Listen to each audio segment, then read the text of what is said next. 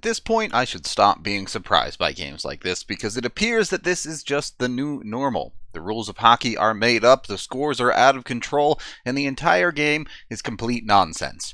Avs lose to the Ottawa Senators 6-5 in overtime. Alex Newhook! Oh boy. Whoa!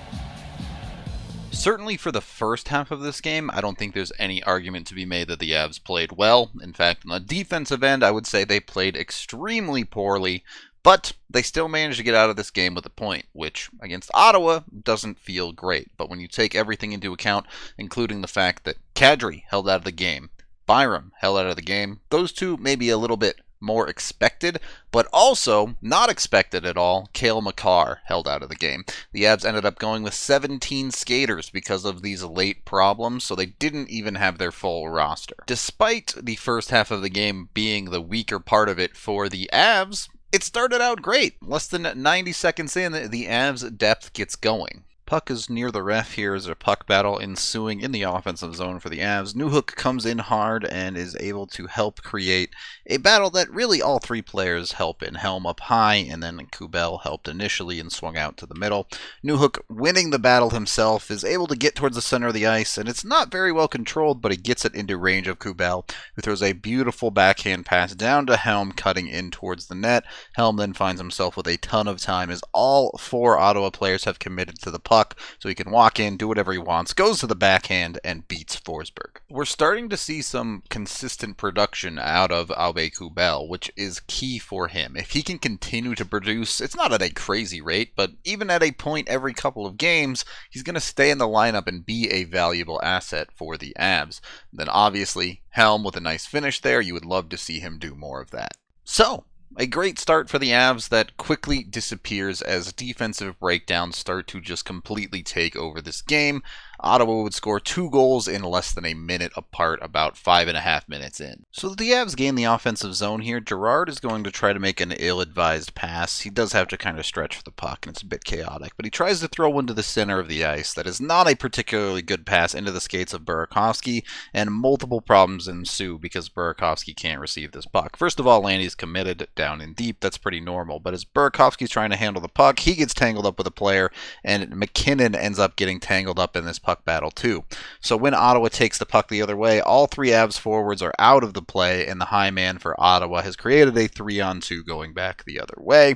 From here, it's just a pretty standard 3-on-2. You have Girard taking away the man on the near side, but EJ left to defend 2 players, ends up getting the guy with the puck to take the shot, and it just beats Johansson clean. This one is a mess mostly on Mikko. He has clean possession of the puck coming up the boards and is going to try a pass into the neutral zone that's just a terrible pass. It gets picked off and thrown into the side, and then you see just circles out casually, starts to head back into his own zone with no urgency at all. He's just kind of floating around before he realizes, oh, this is a 2-on-1. I've made a problem. Then he starts skating hard for a little bit, but ultimately just stops skating and just coasts in, lets Watson easily beat him to the net, and it's an easy pass and through for the finish as Mikko gets caught behind his own problem. And this has been a problem for the Avs, where when things start to go wrong, they struggle to find the stopping point. We've seen them take over games and just rise to victory.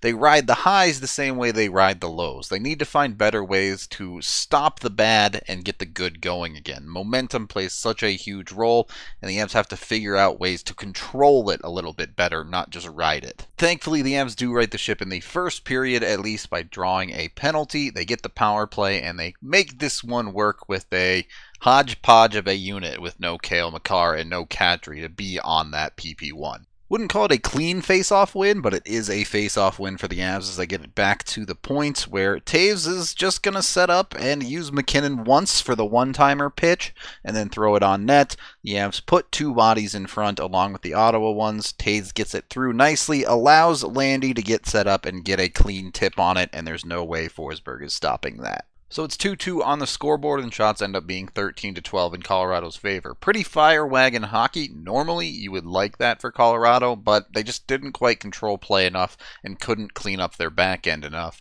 Not a terrible period, but you would like to see better against Ottawa. Now, the second period was a problem, and this isn't all the Avs' fault. At least, I don't think it is, but there are a lot of things going on here. It starts with a goal that I at least don't believe should have been a goal. Alright, so there's a lot of problems with this play on the Avs side. EJ makes a silly pinch when Ottawa has possession of the puck, which leads to a rush the other way. But this is also problematic because Jack Johnson just decides to skate off into nowhere land, leaving the center of the ice completely uncovered. Now, all of that is bad, but still, Jack Johnson recovers on Stützle here. So as he comes over, he makes contact with Stützle as Stützle tries to cut to the net. The check happens, Stützle gets knocked down, everything crashes into Johansson, and the play is blown dead. Now, initially, at this point, it was a no goal. However, the refs got together after the fact and called it a goal. A couple other things worth pointing out. On the overhead cam, you can see the contact between Stützle and Johnson, and then they come into the net as Stützle loses his legs and crashes into Johansson. The puck is just kind of floating through. It hits off of Jack Johnson, and as this all happens, you can see the net come off. The net is very definitively off of the moorings. The puck is still not in yet, and it does eventually end up crossing the goal line. They didn't quite show it there, but it did go across the goal line just well after the net came off. I'll keep my argument succinct. If you want a longer conversation about it, we talked about it on the podcast in depth, so go check that out. But I think Jack Johnson hit Tim Stützle, which he's allowed to do. Tim Stützle had the puck. Stützle fell over from the hit. At that point, Stützle slides into the net. That is completely out of Jack Johnson's control. Again, he's allowed to hit him, and whatever happens after that happens. Not his fault. So, why does that goal count? Why is it on Jack Johnson that Stützle fell over and ran into the goalie? Yes, the puck did cross the line eventually, but the net was well off, and again, it's not on Jack Johnson to make sure Stützle doesn't crash into his goalie after he gets hit. We see this play happen all the time without the puck, or when the puck doesn't go in, and it regularly gets called goalie interference on the offense. So I just don't know how you can come to this conclusion on this being a goal. I know the rule is written quite vague, and the refs can basically make up some bullshit if they want to, which is seemingly what they did here. And I'm not saying the refs are out to get the Avs, it's not what I believe.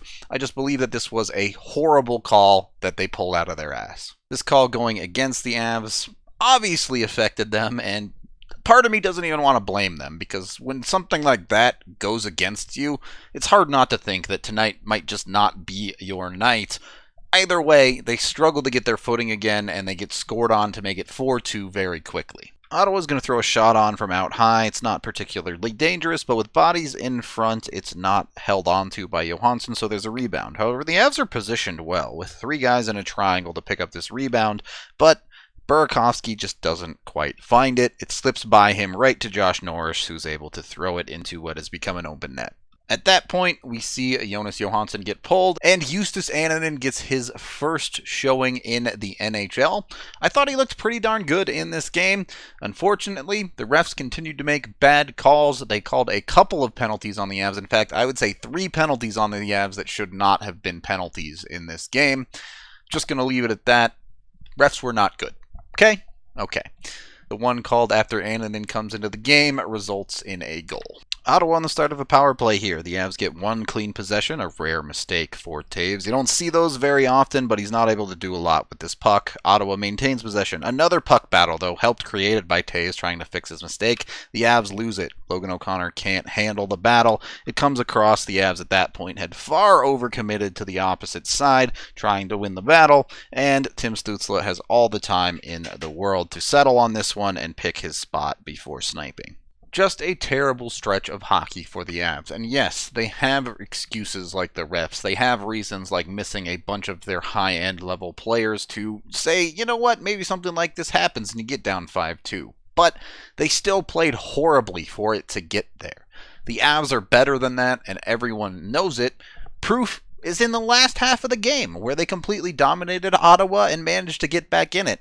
And funnily enough, it starts with a rookie. in Alex Newhook to get the Avs back and going. Ridiculous shift from Newhook here as he starts by getting the puck out of the zone. He doesn't give it right to Ottawa in the neutral zone, but as they turn and try to go back in, first of all, you have a nice forecheck from O'Connor there to create a turnover, which Newhook takes and just says goodbye to Lassie Thompson. Dunks on him and then dunks on Forsberg. You love it. You want to know why I'm a believer in Alex Newhook? That goal right there. That is his ceiling. He doesn't have to do that every night, obviously, but you can see just how talented an offensive player he can be in the NHL. If he can get to that level a little bit more consistently, if he can raise his floor, this kid could be absolutely the real deal. Not just a depth option, potentially not even a 2C, though that's likely where the Avs would use him. He could really be a 1C in this league at some point in the future of his career. The Avs are only able to get that one back in the second period, but you're starting to see what this game looks like. The Avs look like the better team in the second half of this game. At first, the puck's not going in. Had the Avs not put themselves in a huge hole with stupid mistakes and not being able to get over it, this game likely goes the Avs' way quite easily. Instead, they start the third period down 2 and have to do the dirty work just to get a point. Now, they do manage to get that done, and again, the depth comes through early in the third to make it a 1-goal game. Avs have actually drawn a penalty here, but why wait for the power play to score? McKinnon doing his thing in the offensive zone, goes up high, works with his D-man, eventually gets it back up high, fakes the one-timer, only to throw a wrister in, as McKinnon loves to do. I'm just not going to question it. Lots of nonsense in front here, both Logan O'Connor and then Tyson Jost right in front of Forsberg with 3 sends kind of in the picture. Somehow, McKinnon still finds a way to get this shot through, and Tyson Jost with a great stick gets it within 1.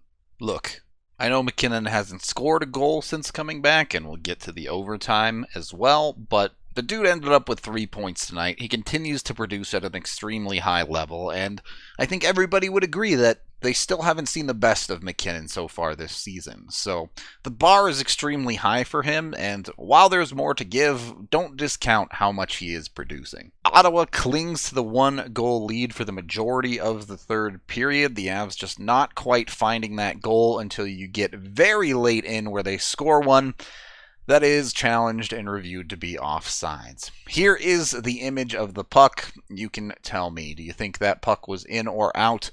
I thought it was out on a live viewing. To be honest with you, I thought that puck came out. However, on a review looking at this, at least the angles that were shown on the broadcast, I can't find anything that is definitive, and it was called a goal on the ice. So maybe the refs had a better angle than I did. Maybe they just decided that it was out. I'm not sure. The goal didn't count. Again, this is another thing that adds up to a night where it really, really feels like it might not be the Avs' night. So I want to give the Avs credit. As much as I've talked about them not being able to stop the momentum and right the ship, they battled back time and time again from things not going their way in this game. Even with less than 3 minutes to go in the game, they get a goal call called back, and they still get the tying goal about a minute later. Avs now with the goalie pulled, Landy able to win a puck battle in the offensive zone to keep the possession alive. McKinnon and Taves working as they often do now. Taves with the one-timer. This time it comes through all the way clean and into the back of the net. We need to seriously have a conversation about Devon Taves being elite. He may well be one of the best defenders in the world. In fact, I think he is one of the best defenders in the world. Not going to win a Norris. He's not going to do any of the crazy flashy things like a Cale Makar or an Adam Fox or even a Roman Josi, but he is rock solid every single night and just brings so much value on both ends of the puck to Colorado.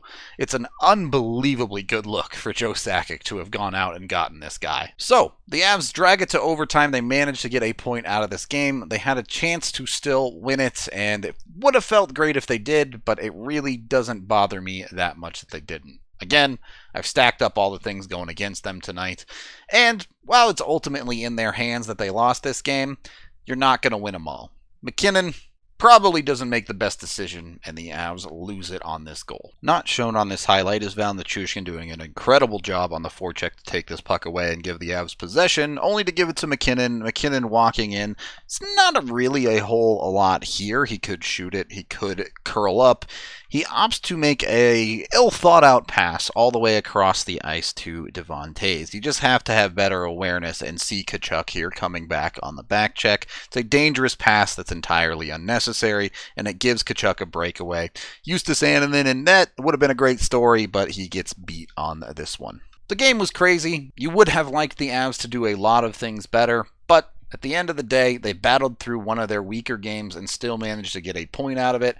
I'm really not going to poke and prod too much at this one, especially with the reality that Kadri's not likely to miss much time, Byram's not likely to miss much time, Makar probably unlikely to miss much time too, and then you have Kemper coming back sometime in the near future as well. So while the injuries do seem to keep hitting this team, they're also going to get players back at some point, and that's just going to raise the level of ability over and over again. They're a very good team, and while they do have crazy games like this and sometimes they don't go their way, on the whole, they're going to beat a lot of teams just based on their skill alone, even when playing poorly, and when they put a good game together, they can beat absolutely anyone, and probably should. That is the end of this game video review. Thank you for watching. Head on over to thednvr.com for all of our coverage. I am Rudo, and is this really what hockey is now? Crazy scores and reffing that sucks? Avalanche time, come on.